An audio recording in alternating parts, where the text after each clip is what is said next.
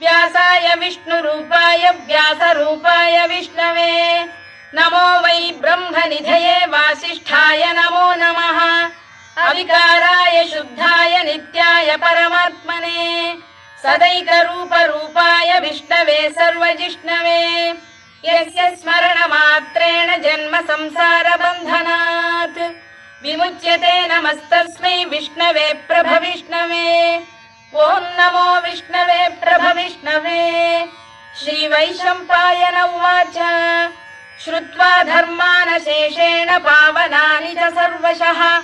युधिष्ठिरः शान्तनवम् पुनरेवाभ्यभाषत युधिष्ठिर उवाच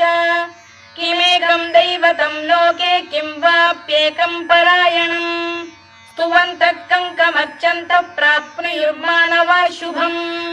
को धर्मः सर्वधर्माणाम् भवतः परमो मतः